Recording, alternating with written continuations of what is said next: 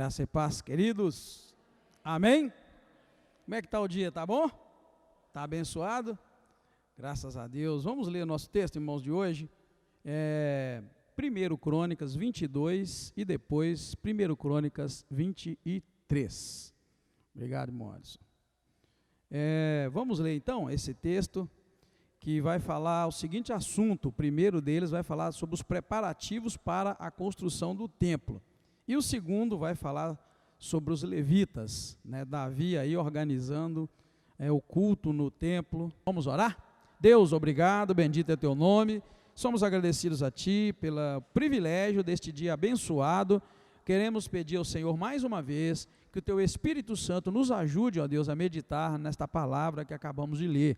Que lições sejam tiradas para a nossa vida de tal maneira que venhamos a crescer, ó Deus, na graça e no conhecimento do Senhor. Muito obrigado, mais uma vez, nós Te agradecemos e pedimos a Tua presença conosco, em nome do Senhor Jesus Cristo. Amém. Pode sentar, queridos. Nessa sequência, nós encontramos Davi preparando materiais para a construção do templo. Na verdade, esse fato, né, está sendo repetido em Crônicas, pode passar para nós, e está sendo repetido, né, porém, os irmãos não vão encontrar esses relatos em outro capítulo, tá?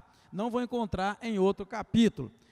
E a grande verdade, eu já disse para os irmãos na semana passada, o livro de Crônicas não vai mostrar, de forma alguma, irmãos, o lado ruim da história de Israel, o lado ruim do reinado de Davi, não vai mostrar nada disso, irmão, não vou encontrar. Então, há um salto na história muito grande, irmãos, porque antes de Davi querer preparar, juntar materiais para o santuário, nós encontramos na Bíblia sendo registrado que Davi pecou. Davi cometeu um erro muito grande na vida dele, né? E isso deu um bom tempo, que não há registro com relação ao tempo, um bom tempo desde o pecado de Davi até esse texto que nós acabamos de ler, que ele então começou a juntar material para poder construir o templo. Um templo que ele não ia construir, é a grande verdade, né, irmãos? Então veja bem, o pecado com Betseba, que está registrado em 2 Samuel capítulo 11, não impediu Davi, irmão, de colocar em prática seu desejo de construir o templo.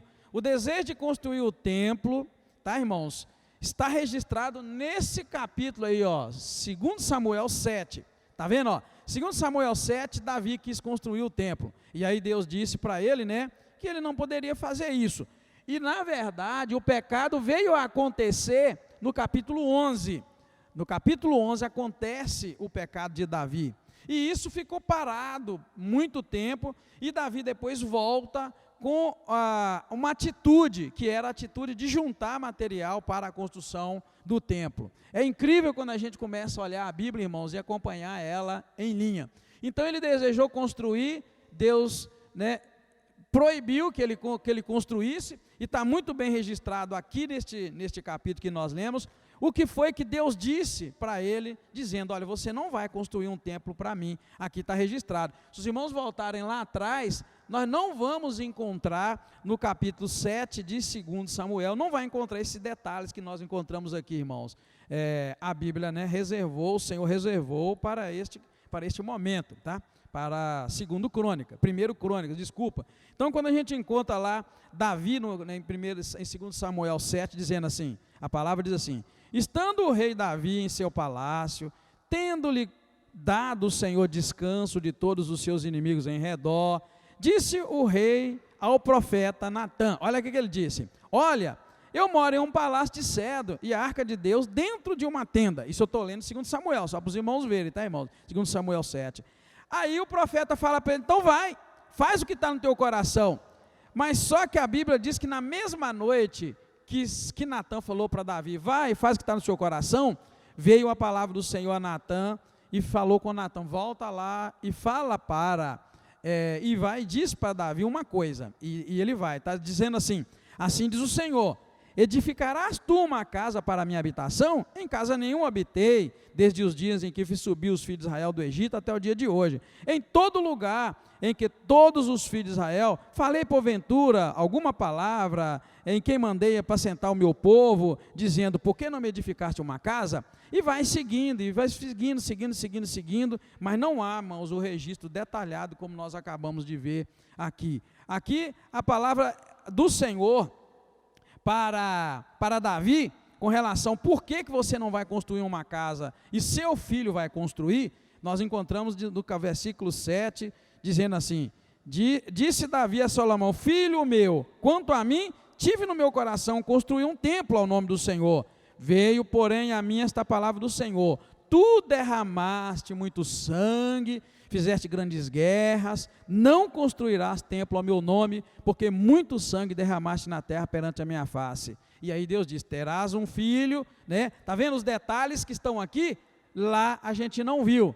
Terás um filho, vai colocar nele o nome de Salomão. Então quando alguém, né, começar a falar sobre a realidade de que Salomão, de quem vem descender Jesus lá no futuro, vem da Betseba, né, que foi aquela que Davi adulterou com ela, e aí parece que Salomão surgiu do nada, né, irmãos, assim, Salomão apareceu do nada, e aí ele se tornou o descendente direto, né, de Jesus, mas não, irmãos, marca este versículo que eu acabei de ler aqui, tá?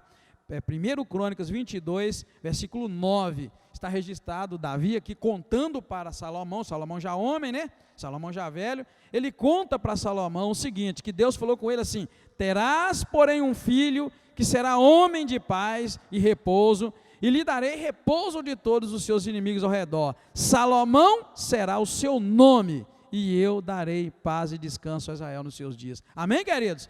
É uma partezinha que a gente às vezes ignora, porque lá não tem um registro. Deus então falou, assim como Deus, né, dirigiu José e Maria com relação ao nome de Jesus e tal, aqui também houve, irmãos, uma palavra de Deus dizendo, olha, você vai ter um filho, você vai pôr o nome dele de Salomão, esse menino vai ter paz, né, não vai ter guerras no tempo dele, e ele vai construir um templo ao meu nome, tá, irmãos? Então foi tudo muito dirigido, né?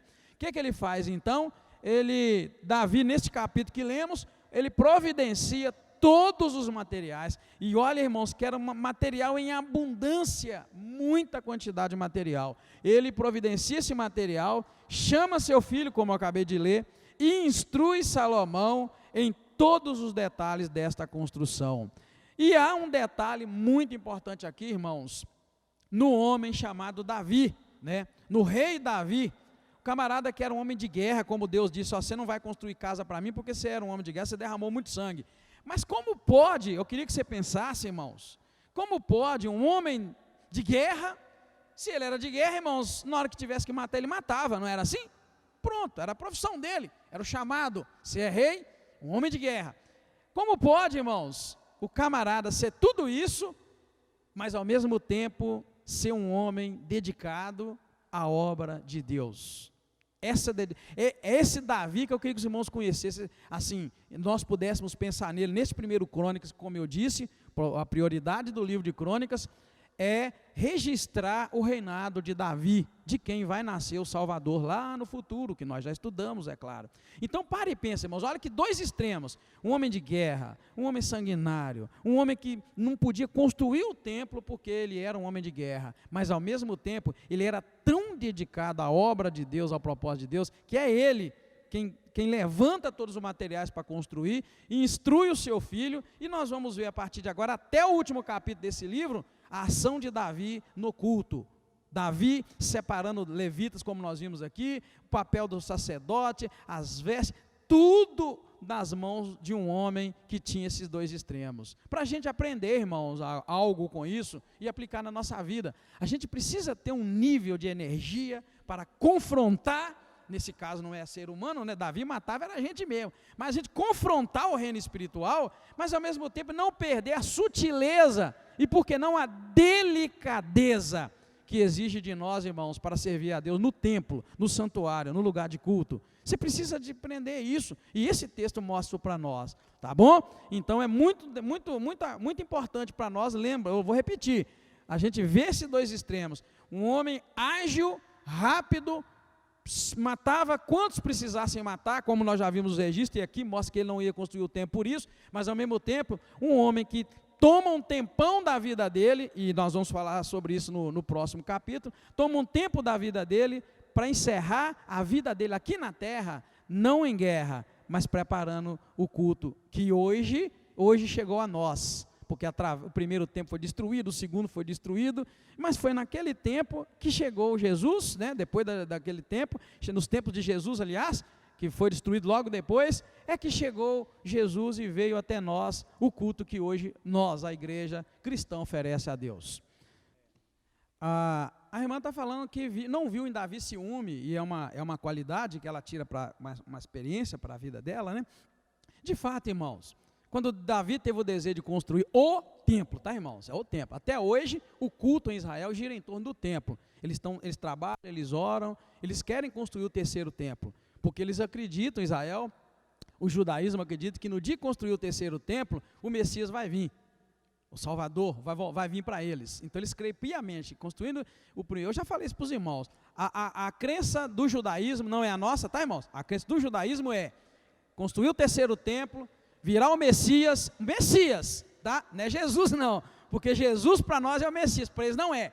Então construirá o terceiro templo, virá o Messias, que para nós sabemos que é Jesus, que já veio, mas eles não aceitam isso. Porém, construído o terceiro templo, virá o Messias. E o Messias, olha que lindo com o que nós estamos estudando hoje. Esse Messias que virá, que para nós é Jesus, vai restaurar o culto no terceiro templo.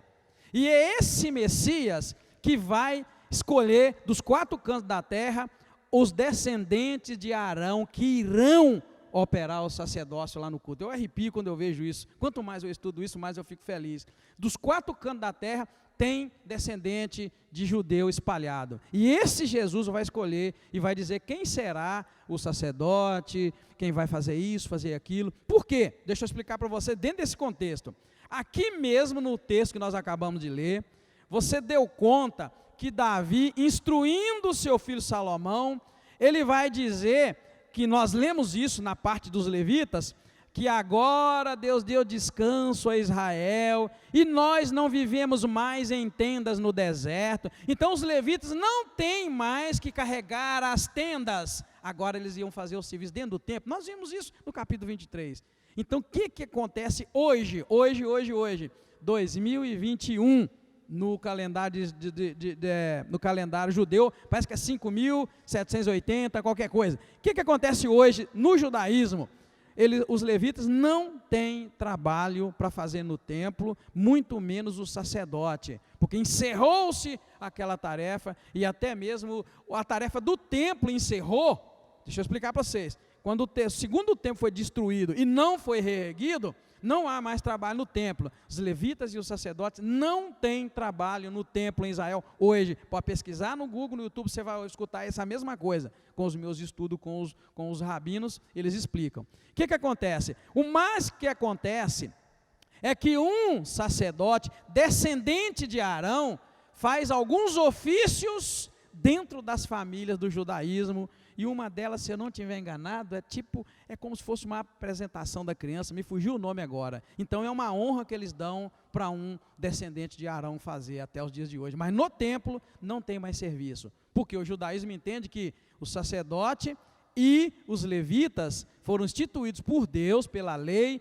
para fazer o trabalho dentro do templo. Como o segundo templo foi destruído logo depois de Jesus, o Império Romano destruiu tudo, e até hoje não foi erguido, então não tem serviço sacerdotal. Então o que acontece? O judaísmo, os grandes líderes do judaísmo, dispensou os levitas e dispensou os, eu falei aqui agora, os sacerdotes, descendentes de Arão, para que eles não tenham mais que oficiar nada, porque o serviço deles é no templo. Tá bom, é isso a realidade, tá? Porém, no meu entendimento, não precisava ser assim.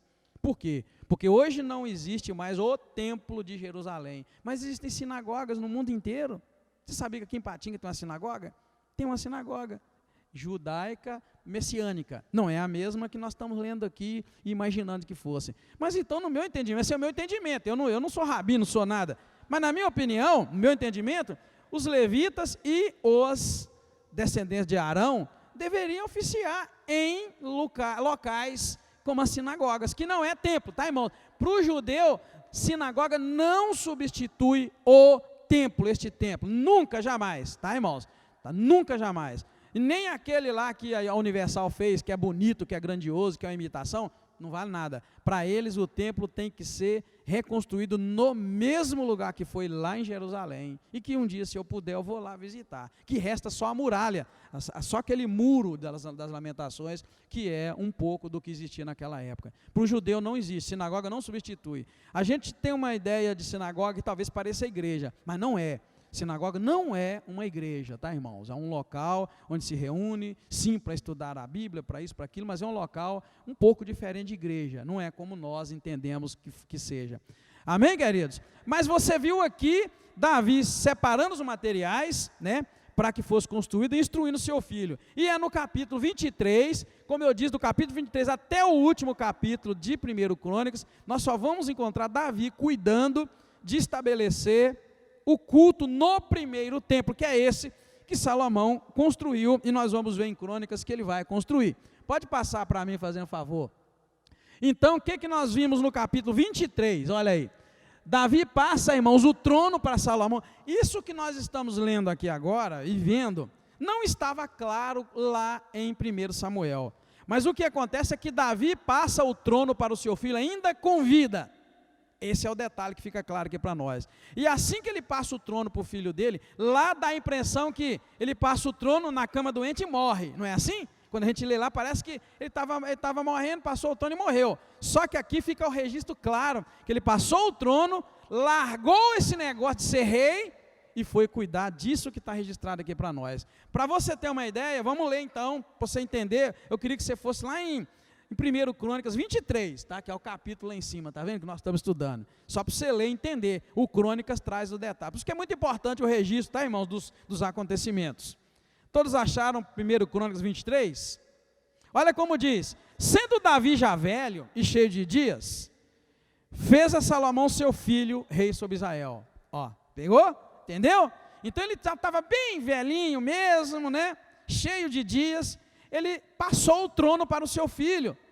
E aí o versículo 2 diz o quê? Ele juntou todos os líderes de Israel, isso antes de morrer, claro, porque está escrito que ele juntou. Está vendo? Porém, depois que ele passou o trono com vida, lá quando a gente vê, parece que ele passou o trono na cama mesmo e já morreu. Agora aqui está detalhado, ele já era velho, cheio de dias, passou o trono para o seu filho, ou seja, meu filho, a partir de agora você é o rei no meu lugar e tal, amém. Israel todo aceitou aquilo com alegria.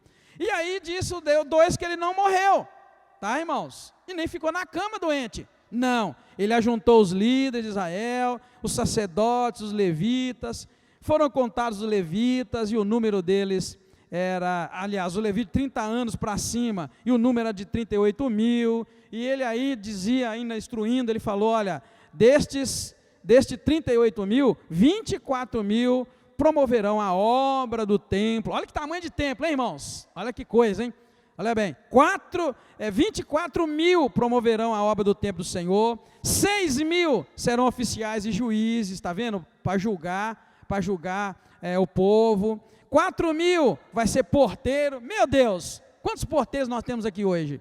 Nós temos 3 porteiros, obrigado, viu, irmãos? Vocês são bênção. Lá era 4 mil. Hein? Que bênção. Vamos sonhar? Sonha comigo? Vamos sonhar? 4 mil porteiros. E 4 mil deverão louvar. Nós temos aqui no grupo de louvor talvez de 10 a 15, capengando. Quando vai fazer a lista do mês, todo mundo falta um dia. Está lá. Quem não vai estar disponível no mês? Vai lá, eu não estou naquele. Nós temos 10 a 15 e todo mundo falta um dia. Aqui, irmãos, eles eram 4 mil só para louvar ao Senhor. Irmã, você tem dom de louvar, né? Benga não, hein? Quem mais tem dom de louvar aí? Você está entendendo, querido? Que coisa linda, só para os irmãos verem. E Davi está fazendo isso tudo, irmãos, depois que passou o trono para o filho dele.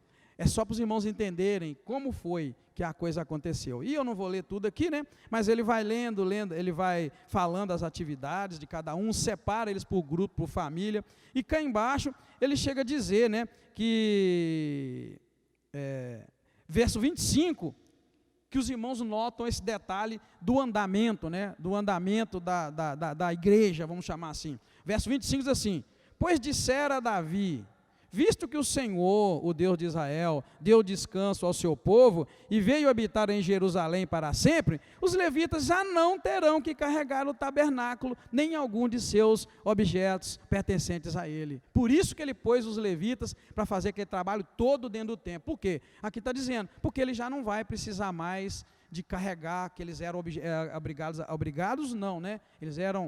Tinham a tarefa de carregar os utensílios do templo. Tanto que os irmãos viram que naquele caso lá, esqueci o nome do homem agora aqui, que me ajuda aí quem lembrar, que eles foram levando a arca numa carroça, e aí quando a carroça balançou, o camarada levou a mão. Na verdade a lei dizia muito claro, não era para ser carregado em carroça, era para ser carregado nos ombros de quem? Não, usar era para onde estava, que tocou a mão, era para ser carregado quem é que era para carregar ela nos ombros, sobre os varões? Era esses homens aqui, tá, irmãos? Os levitas. Eles iam pegar, né, com o varão, né, cada um punha no ombro e carregava, era para ser carregado no ombro, não era nem na mão, era para carregar no ombro, colocar o varão no ombro. Detalhado era a lei. Então Davi está dizendo o que aqui? Isso é para os irmãos verem, como eu disse, o andar da igreja, o andar do culto a Deus, o caminhar, e quando uma coisa existe, deixa de existir. Presta atenção, quando uma coisa existe, deixa de existir. Os levitas eram para carregar e cuidar dos utensílios. Aqui Davi está abolindo isso, porque ele disse, agora não tem que carregar mais, agora o Senhor vai habitar no seu templo, né, que Salomão vai construir. Então antes de morrer o camarada tinha uma visão, irmão, do reino de Deus tão grande, que aqui ele está parando isso. Por isso que, apesar que eu disse que o meu entendimento diz que hoje, 2021, os levitas poderiam fazer serviço nas sinagogas, bem como os descendentes de Arão poderiam também fazer o serviço em algumas sinagogas. Quando eu disse isso, falou o Edgar, o homem que lê a Bíblia,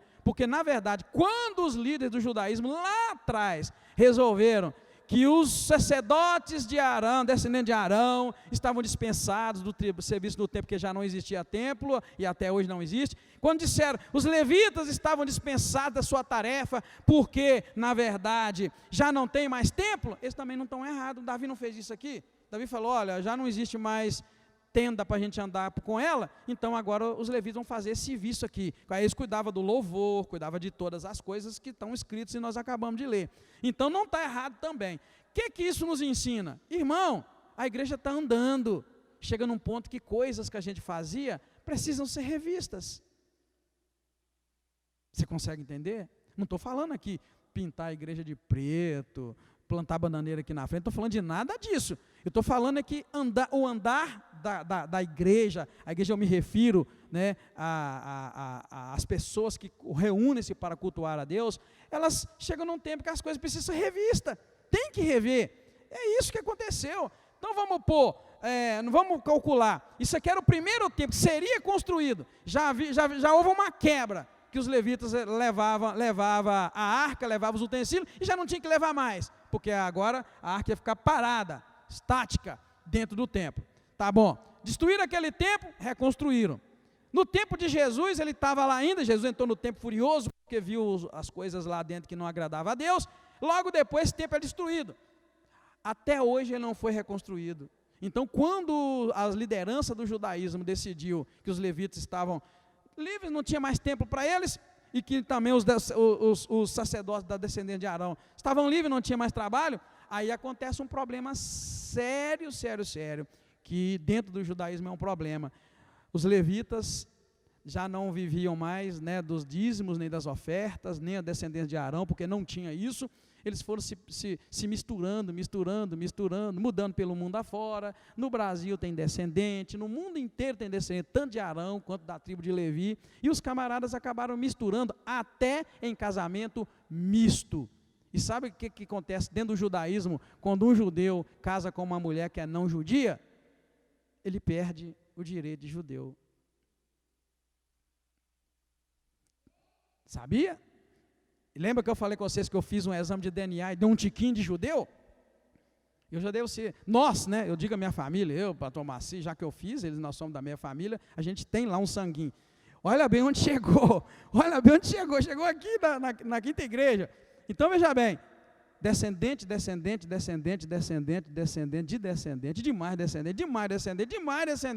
chegou em nós. Aí vamos lá, que a gente é de Levi, ou a gente é de Arão, existe a possibilidade? Sim, todo mundo que tem um tipo de DNA, que a mudança chama J1, o meu é J, pode ser 1 ou pode ser 2, você faz o exame de DNA, isso sai, é ciência, então o meu é J, J1 é descendente de Arão, todos eles, então tem muitos deles no mundo inteiro, é essa descendência que se casou com quem não é judeu, perde, então olha como é que a coisa bagunçou, porque lá atrás eles disseram que os judeus, que os sacerdotes já não tinham mais trabalho, que estavam dispensados, que os levitas estavam dispensados. Sim, dispensou, rodou para o mundo e hoje a coisa complicou. Existe, por exemplo, um sobrenome no Brasil e no mundo, aliás, né, que se você vê se essa pessoa não foi aventureira e vem de família, é descendente de Arão. É o sobrenome Cohen. Cohen. Se você encontrar o nome C-O-E, como é que é Cohen? C-O-H-E-N. C-O-E-H-E-N é descendente de Arão. Que coisa boa, hein? Já imaginou? Você conhecia algum descendente de Arão aí? Então você vai ver, você pode digitar lá no Google, lá, alguém com o número Cohen, em geral, é descendente de Arão. Por que sabe? Porque fizeram o sequenciamento de DNA e descobriu isso. Então, irmãos, é só para os irmãos entenderem que aqui Davi, nesse capítulo 23, então, lembra e guarda no seu coração, você que gosta de Bíblia, quer aprender, para aprender mesmo, para poder passar para os outros lá na frente, então você vai entender, Davi convida, passa o trono para o filho, e ao invés de morrer, acabou a minha vida, ele faz isso tudo que nós estamos vendo a partir do versículo 2, junta as lideranças, levitas, sacerdotes, e começa a colocar a função de cada um deles, né, atua na administração dizendo que agora os levitas não iam mais carregar os utensílios, agora eles iam seriam oficiais dentro do templo, e aí ele vai continuando o trabalho dele, como nós dissemos que vai até o último capítulo. Então, irmãos, Davi passa o trono para Salomão e dedica seus últimos dias na organização do culto, separando os levitas para as obras do templo. Ele separou oficiais, juízes, porteiros e músicos, e ele os agrupa em turmas no ofício sagrado do templo, que era grandioso. Para você imaginar o tamanho do templo, né, não exatamente do templo, mas o tamanho do que acontecia naquele templo, é só a gente olhar pelo número, né, de homens que ele separou, tantos mil para isso, tantos mil para aquilo, né? Quando você vê assim, que eles eram, ao todo, de 30 anos para cima, eles eram 38 mil, 24 mil estava na obra do templo, 6 mil oficiais juízes, 4 mil eram porteiros, 4 mil para o louvor, deveriam louvar com instrumentos que Davi havia feito. Então, quando a gente junta isso tudo, você imagina como era Jerusalém nos tempos do primeiro templo e no tempo do segundo templo. Amém, queridos? Amém? Isso era Jerusalém. E um detalhe, o culto em Israel era centralizado, tá, irmãos? Ninguém podia cultuar a Deus o ano todo sem ir uma vezinha lá em Jerusalém para poder oferecer seu sacrifício a Deus. Então não tinha esse negócio. Sabe, hoje nós não temos congregações, né? Nós mesmo, nada, temos 2 congregações. Essa igreja tem a missão em Cordeiro e a missão em Revés. Cada um faz seu trabalho por lá. Não, no templo aqui era diferente. O povo de Israel estava espalhado por todo Israel, todo o território de Israel, mas eles tinham que ir em Jerusalém para adorar a Deus, naquele templo. E então, imagina um povo, irmãos, que cresceu indo a Jerusalém para cultuar a Deus, e de repente, já não tem mais templo. Que coisa deve ser dolorosa, hein, irmão? Nossa Deus, imaginou? Imaginou? Nossa igreja está longe de chegar até perto que era, né, esse templo. Mas imagine você saber que não tem mais esse lugar para você vir cultuar a Deus. Você que gosta, você que vem, você que tem prazer. Aí de repente, pronto, acabou, não tem mais. Lembra que a Covid fez isso com a gente? A Covid fez isso. Quem gosta de vir na igreja sofreu um pouco, porque pelo menos por 3 cultos aqui nós tivemos que fechar a igreja.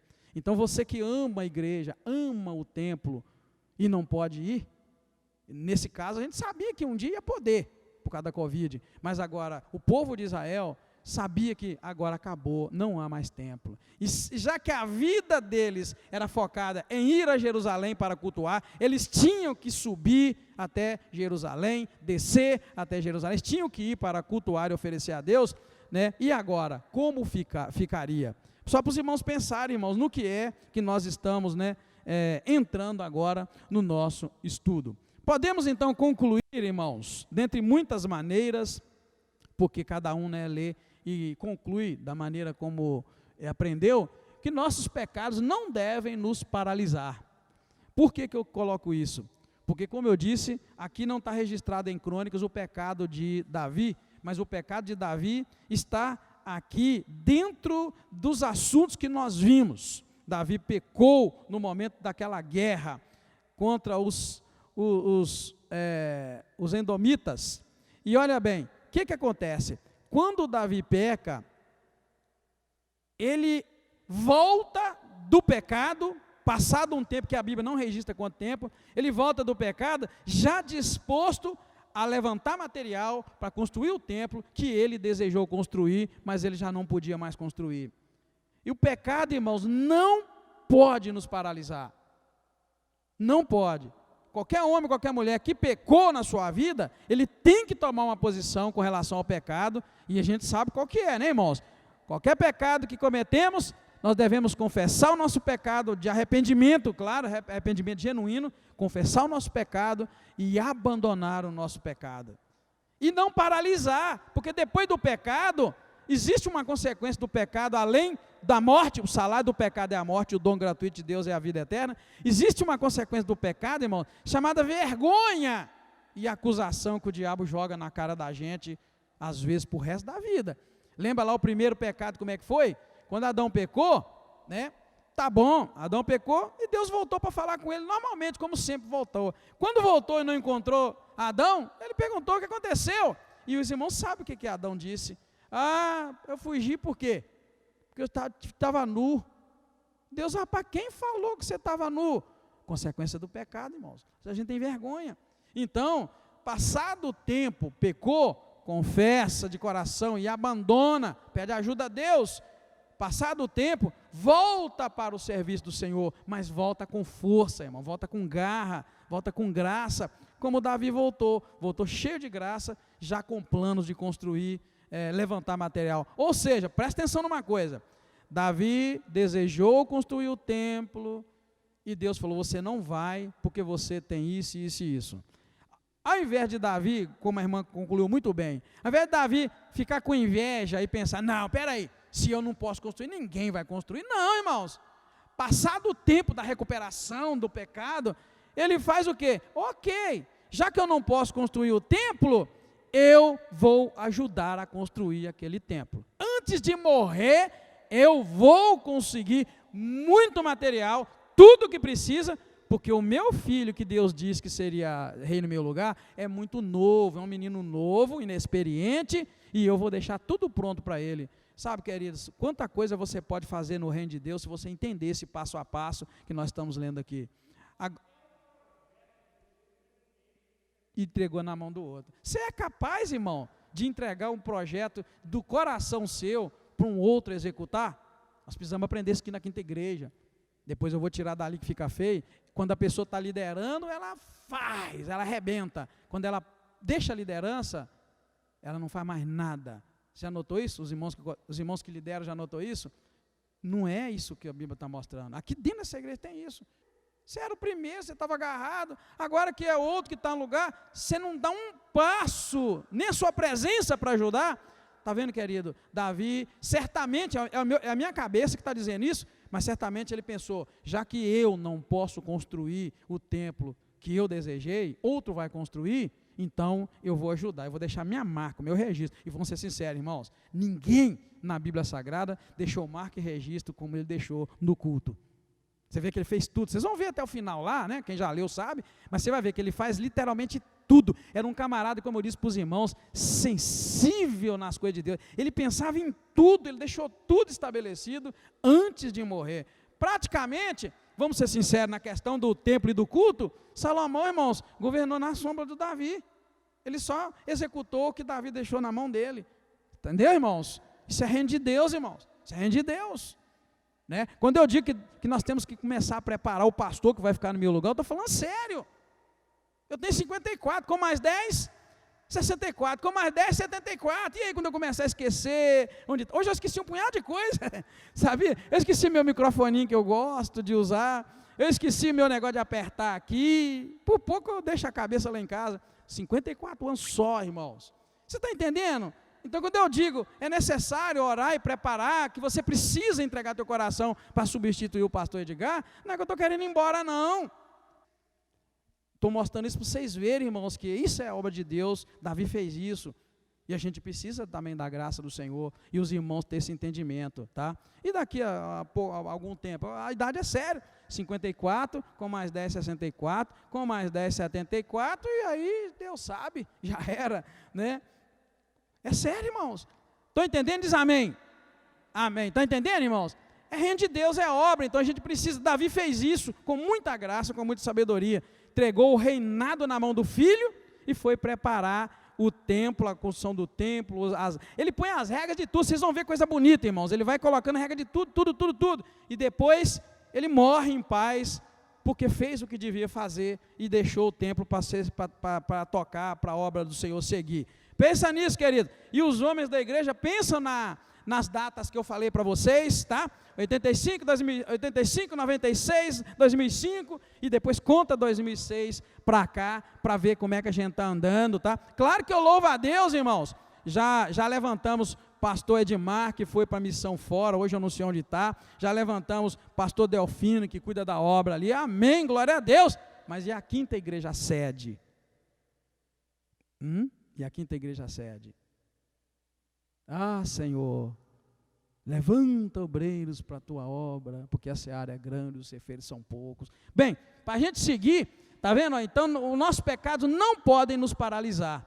Assim como Davi, devemos confessar e abandonar o pecado, e ao final, voltarmos com a atitude de fazer algo grandioso e que glorifique o nome do Senhor. Foi o que Davi fez. Irmãos, se você notar agora, a partir dessa leitura de Crônicas, você vai ver, aquele Davi que a gente viu lá manchado, caído, família desestruturada, ele desestruturado, aqui a gente vai ver que existe um outro lado do Davi que sai daquele pecado com uma atitude que está registrada em Crônicas, que é a de deixar o culto no templo estabelecido e da maneira mais bonita que se pudesse estabelecer. Amém? Que Deus abençoe a vida de cada um dos irmãos em nome de Jesus. Os irmãos do lado direito que querem compartilhar, pode compartilhar. Os irmãos do lado direito, tranquilo aí, irmãos? Irmão Raidan, mas Adu lá, tranquilo, irmã Penha, amém? A ala do meio, a ala abençoada aqui, ó, tranquilo, Ageu, e os irmãos aqui, tranquilo? Tranquilo? Lado esquerdo, tranquilo? Amém? Ah, que bom. Deixei uma mensagem para vocês aí. Ficou alguma mensagem no coração de vocês? Queridos, pensem nisso, tá? Pensem. Eu levei a questão pastoral, porque é uma realidade, tá, irmãos? Eu levei a questão pastoral, porque é uma realidade nossa, você precisa orar por ela. Eu quero que você saia daqui hoje orando. Deus, espera aí, é preciso orar mesmo, para Deus levantar o pastor da igreja, que será o pastor depois do pastor Edgar.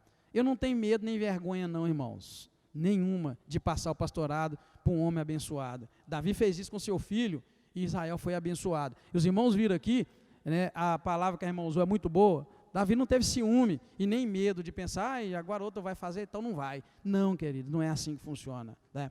Existe no meio indígena uma coisa, não todas as tribos é claro, mas era a cultura indígena. Hoje não existe isso mais porque, na verdade, os índios estão mais civilizados do que muitos de nós. Mas na cultura indígena existe uma realidade que, quando o índio fica velho e ele não morre, presta atenção no que eu estou dizendo, não são todas as culturas, mas antigamente isso era geral. Quando o índio fica velho e não morre, ele era largado na mata para morrer. Eu nunca esqueço dessa realidade. era levado para um lugar, né, uma montanha, uma caverna, algum lugar isolado para morrer. E eu nunca tiro isso da minha cabeça. Já imaginou a pessoa ser levada para morrer? Porque já é velho, já não consegue se cuidar, não consegue fazer mais nada, então é levado para morrer. Então, queridos, no pastoreio, no reino de Deus, na missão, é necessário que as pessoas pensem que tudo nessa vida acaba. A vida da gente também acaba. A sua vida vai acabar, a minha vai. Desejo que a sua acabe primeiro que a minha. Não é? Tem que ser sincero, amém, querido? Amém? Amém? Você tem coragem de ser sincero também? Não tem não? É brincadeira, mas é uma coisa séria. Um dia eu quero falar aqui na igreja sobre educação para a morte. A gente precisa aprender muito com relação à morte. Você sabe que vai morrer, mas não prepara para morrer? Você sabe, fica pensando que você vai viver para a vida eterna. Não vai. Eu vou dar uma ainda, vamos juntar, fazer um trabalho, preparação para a morte. O crente precisa preparar para a morte. Mas isso que eu estou dizendo para você, é uma coisa para se pensar. Já imaginou o índio tá velho, ser levado para morrer? A gente vai morrer, tudo vai acabar. E às vezes o nosso apego, não, mas não pode. A gente tem que ter aquela pessoa que vai tocar e vai seguir para frente. A Alzito Tijonas conhece, pastor Maci conhece, irmã Terezinha conhece, não sei se outros conhecem. Um pastor nosso muito abençoado que ficou velho em Valadares e ninguém podia tirar. Você lembra disso? Pastor do coração, irmão. Ele esteve aqui no dia, eu convidei ele veio, você lembra no dia da minha consagração? Um abençoado, a irmã Du também, um abençoado, gente, mas chega num tempo que não dá mais, tadinho. Ele na frente da igreja, só foi diminuindo, irmão, diminuindo. O povo amava ele, mas não saía mais nada, tá? Isso é para os irmãos entenderem. Assim como o índio, algumas tribos, põe o velho para morrer, eu quero dizer que a igreja tem que aprender a não colocar o velho para morrer. É isso que eu quero dizer, tá, irmãos? Não podemos colocar os nossos obreiros, pastores, que já não conseguem fazer nada para morrer. Mas é preciso trabalhar no coração que aquela pessoa é honrada por Deus e deve ser honrada pela igreja. Mas alguém tem que entender, não, eu preciso ser preparado para continuar a obra do Senhor em todo o tempo. Amém, queridos? Pensa nessa obra linda que Davi fez e foi grandioso, porque ele viu, opa, meu filho vai construir, então vamos ajudar, ajudou e saiu uma coisa muito linda. E se Deus permitir, eu gostaria de ver o terceiro templo construído. Amém, queridos? Você gostaria de ver o terceiro templo de Israel construído? Eu gostaria, porque existe um forte sinal de que, de fato, o judeu está certo. Construindo o terceiro templo, o Messias vem. Para ele será a vinda, para nós será a volta do Messias. Amém, queridos?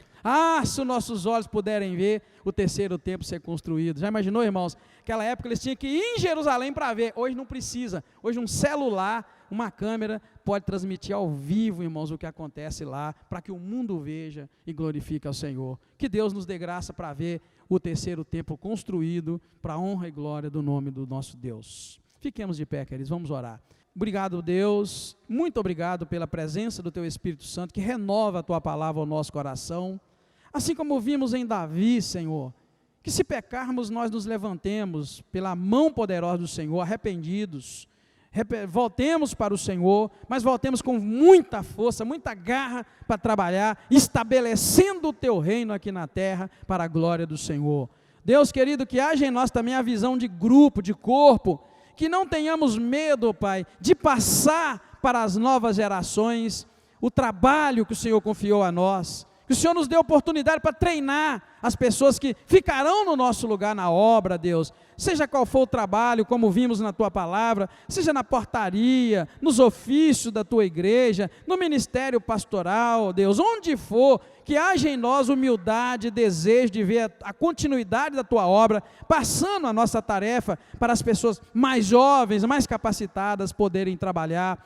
Deus, trabalhe isso em nós, que esta seja a mensagem dessa noite, Senhor, que saiamos daqui abençoados e preparados para ver a obra do Senhor crescendo, mesmo que seja através do trabalho de outra pessoa escolhida pelo Senhor. Muito obrigado mais uma vez, peço a Tua bênção sobre a nossa vida, nossas famílias, sobre a vida de cada um irmão e irmã que aqui está. Obrigado, nós te bendizemos, nós te agradecemos, em nome do Senhor Jesus Cristo. Amém. Muito obrigado, queridos. Deus abençoe, em nome de Jesus.